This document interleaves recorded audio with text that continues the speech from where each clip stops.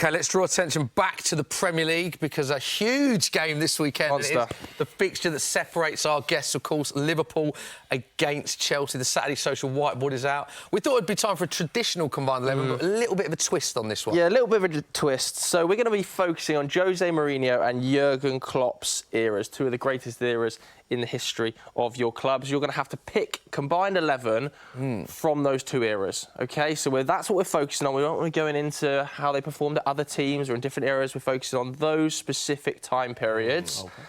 Both happy?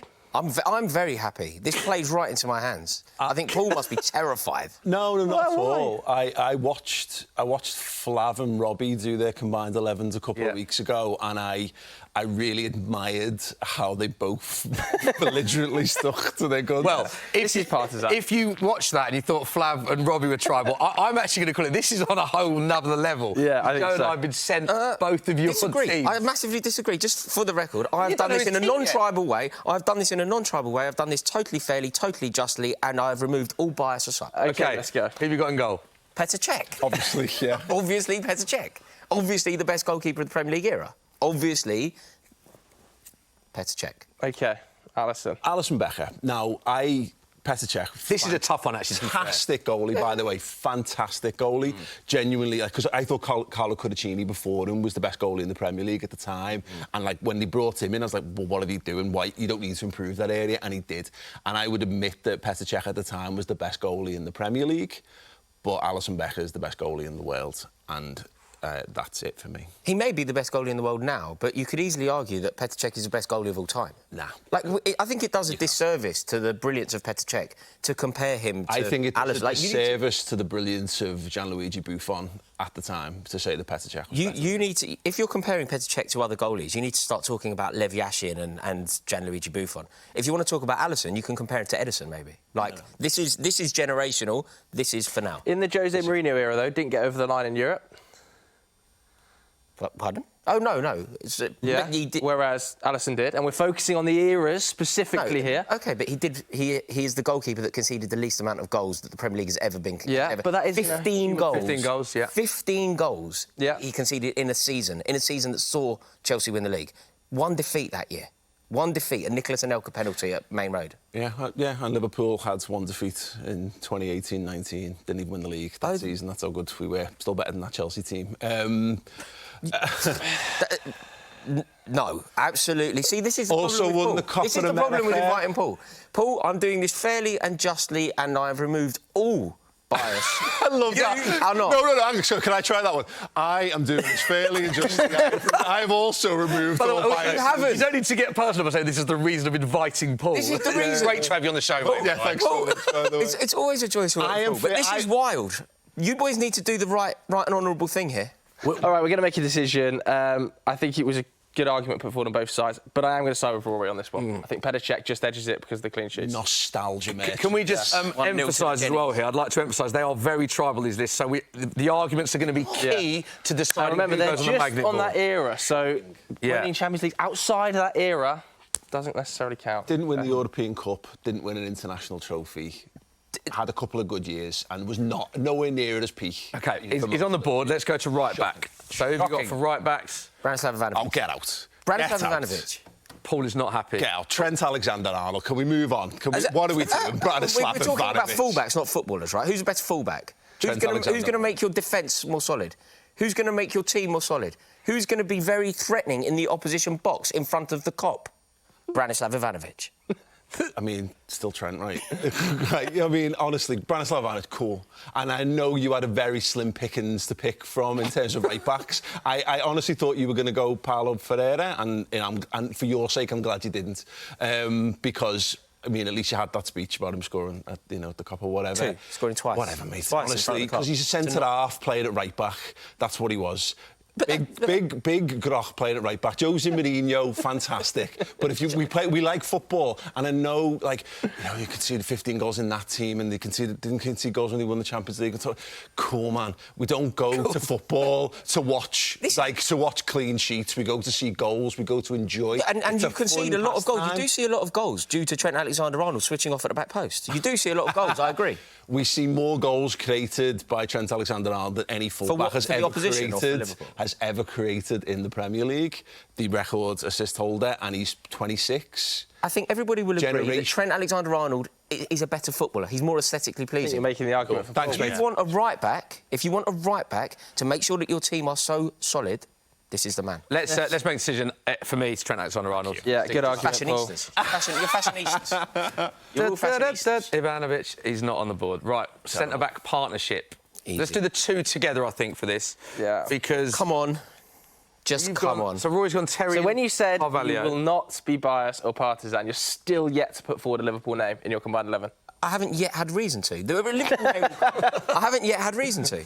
So Did you forget that Virgil van Dijk exists? No, Did you honestly? So you weighed up all of the pros and cons of Virgil van Dijk and decided that Ricardo Carvalho deserved the place ahead of him. And if you, I swear to God, if you say 15 goals conceded in 2004, 2005 again, then, you know, because, look, Virgil van Dijk, mate, honestly, we're going to have issues. We're going to have real issues. Well, so you both got John Terry. For Paul's point, Carvalho over Virgil van Dijk. Why? 15 goals conceded. 15 goals. 15. You know, some records are there to be broken, aren't they? Sometimes you go, like, I don't know, the treble that Manchester United won in '99 in the Nou Camp. You go, that will be equalised, and Man City did it. 15 goals conceded will never, ever be broken. And you know what? But you know what, Rory? No one will care. Honestly, because Liverpool, again, in a season where they didn't even win the league, only conceded 22 goals, so 7 more. But I think Chelsea's scored 72 goals that season. Like, that's nothing. That was a season, by the way. Can anyone tell me who finished 4th in the Premier League that season? Probably Liverpool. Everton finished 4th on 61 points. Terrible quality of a league that season, and Chelsea shone by basically defending their way to it. Big argument for Paul. Beating Arsene Wenger's Invincibles to the league title. Mm-hmm. Big argument for Paul. I have to Only won 29 games that season. Come on, let's just do this fairly. 15 goals conceded. All right, no, Paul, your argument was fantastic there. You've repeated your argument, same argument 4 times. Ricardo Carvalho, you genuinely think that Ricardo Carvalho isn't a better defender than Virgil van Dijk? No, I think Virgil van Dijk's a better defender. Of course not. Of course not. Ricardo Carvalho and John Terry. Ricardo Carvalho never even been the best centre-half in the Premier League. There's being partisan and Ricardo Carvalho. Fantastic defender, but Virgil van Dijk clearly is a better defender. Probably the best defensive partnership that the Premier League. Don't get us wrong, Carvalho's a fantastic player, but you're talking about JT and Virgil van Dijk, two of the greatest centre-backs in Premier League history. It's those two for us. Can I just make a point? We're agreeing there. I have grudgingly put John Terry up there as well, by the way. OK, left back, I think is actually interesting here because we are focusing on the Mourinho and Klopp era here. OK? Mm-hmm. And Rory has made a fatal mistake. 74 appearances, Ashley Cole. You're not in that era going to try and, under any kind of weird metric. There's no doubt. There's absolutely no doubt that Ashley Cole is maybe the Premier League's greatest ever left back and is probably the better player. If we're focusing on this era, how can you compare 74 appearances, an FA Cup and a League Cup, to 300 appearances, a Champions League, a Premier League? How can you compare those? What I would say, so that is, that's just the longevity argument there. But that's the point, isn't it? He played more games under Klopp than Cole did under... So the stats aren't comparable. Can I challenge everyone at home right now who's watching, if you've got your phone, don't turn off, obviously. Get your phone out and Google Ashley Cole, Jose Mourinho and see what the top result is. And it's Ashley Cole in an interview saying, I didn't play well under Jose Mourinho. Ashley Cole? Ashley Cole, he's a better player. I agree with you. Of course you do. Do you remember the circus about Chelsea getting hold of Ashley Cole, William Gallas tapping up, meeting in a hotel? Ashley Cole's arrival at Chelsea that Jose Mourinho was integral to was actually the sea change in Chelsea. It changed us into a team that were capable of winning the Champions League. OK, Jose Mourinho left, but Jose Mourinho bringing Ashley Cole to Chelsea was the moment, and it was actually the indicator that the power of London football had shifted from Arsenal to Chelsea along with Ashley Cole. Can I make a point on Ashley Cole? Because everyone says this, and I get it. Ashley Cole, we have like this acceptance of the greatest left-back ever to play. And I really liked Ashley Cole, thought he was a really good player. But, like, again, what are we measuring it on? Are we measuring it on the output of what they did? You know, in terms of, like, let's do assists again. Andy Robertson, right up there in terms of Premier League assists, up there with Trent Alexander-Arnold. Do you know who's got more assists in the Premier League than Ashley Cole? With respect to how important he is to this parish. Gary Neville. Gary Neville's got more Premier League assists. Hang on. What we need to do... Listen, this is... Again, we've gone off topic and we've gone wild here. This is actual lunacy upon your telly. It's not, because... It is. We're focusing on the eras, Raw. If you want to compare Ashley Cole to other footballers, you compare him to Paolo Maldini and Roberto Carlos. You do not compare this great man to Andy Robertson. It is lunacy. I think... We're going to have to make a decision on this one before we move on. Personally, I think I know what you're saying in terms of eras, but I think the fact that Andy Robertson's longevity under Klopp is so much longer. I don't think it's fair to compare. The William Gallas, Ashley Cole shift changed the balance of power in London. It changed the balance of power in football. Because you went from playing a centre-half, a full-back again, and put a full-back in. I bet it was a revelation seeing someone who actually played in that position. He's a better footballer, but the era... Jose Mourinho. Right, we're getting up, though. Jose Mourinho brought him in. Wow. What? I would have gone Cole for the reasons you've got, Robertson. Let's move on. Wow, OK. Got to move on. So we've got to move on. Midfield, so the formation you're playing, should we have a look at... I think you've got one... There's a name that you agree on, and that you've got a Chelsea name in there, so let's put the name that you both agree on straight in. The Liverpool suggestions of the bias... There is no bias. You haven't yet suggested a Liverpool player, Raw. Such as whom? There's no travesty that I've left out yet. The Liverpool player is on his way. There's an agreement. Frank Lampard.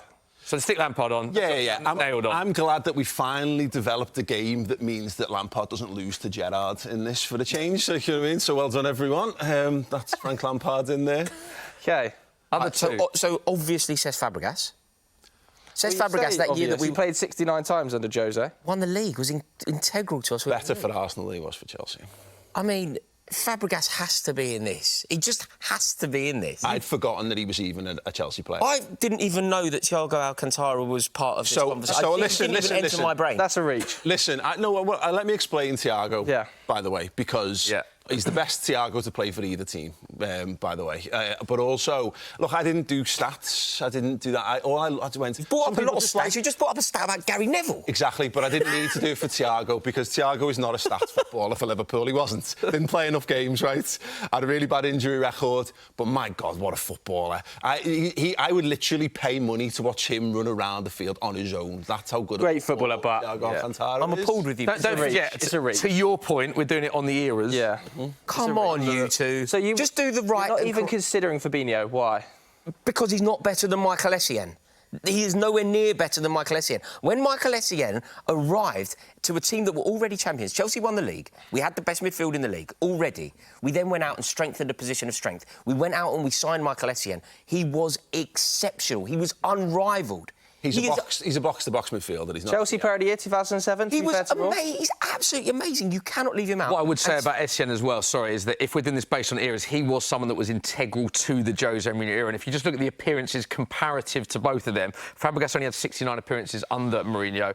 Essien was 184, won the FA Cups, won the Premier League, won the League Cup. I actually do think Essien was such a key part of that Mourinho era. I'll level with you guys. I thought he was going to go Makelele, and I was prepared to destroy Claude Makelele with Fabinho. I like Essien. I think Essien's a good player, but he's not picked a proper defensive midfielder in there. Do we go Fabinho and Essien then? One each. I think that's probably the... I think that's a fair enough for the era debate. Joe Tomlinson, Smithy, you were making a mockery of your own segment. I think this is an era debate, and I do think Fabinho. Fabinho underrated as being one of Premier League's best defensive midfielders of the last decade. Yeah. Plus. OK, there we go. Everybody happy now? Oh, you've actually picked one. Did you only pick him because he played for Chelsea? Is that what you did? Have you got anyone in your list that hasn't played for Chelsea at some point? No.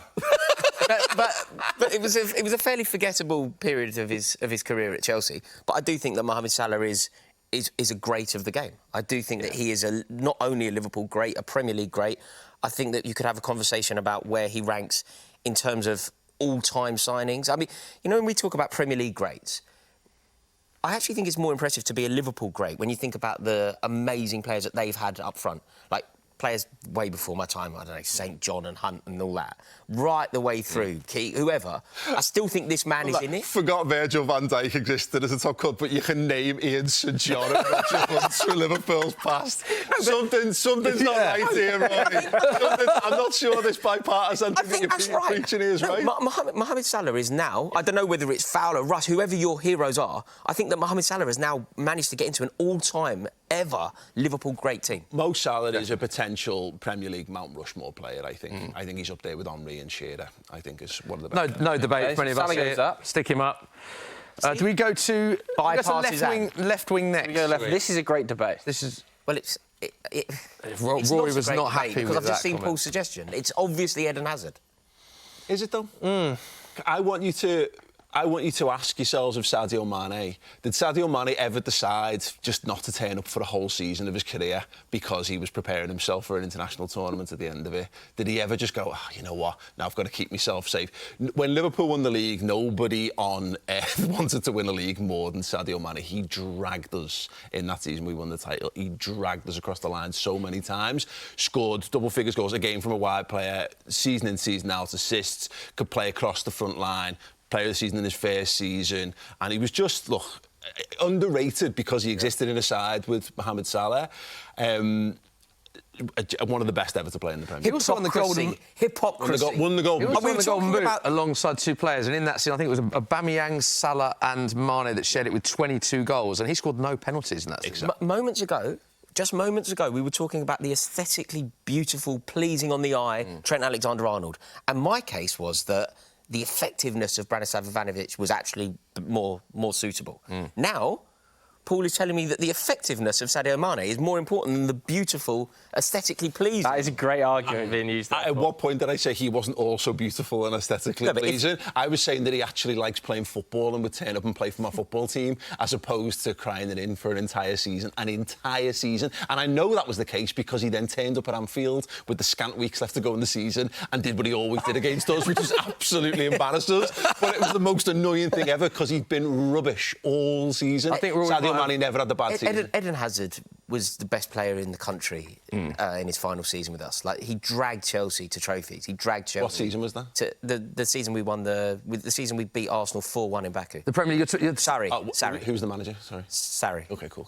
In 2014-15, So not Jose Mourinho. he was FWA Footballer of the Year, Premier League Player of the Year, PFA Player of the Year in that season under Mourinho. So, I mean, do we edge to Hazard here? Yeah, slightly? I think so. If we gave Trent, I think the argument, this argument was really strong. And last, but certainly not least, striker. Oh, come on. It's obvious, right? It's Didier Drogba for Rory versus Bobby Firmino. I mean, look, I'm going to tell you a little story about You're giving Didier me a migraine, Drogba. sir. I thought Didier Drogba was a good striker. He was good. I don't think he ever gets considered.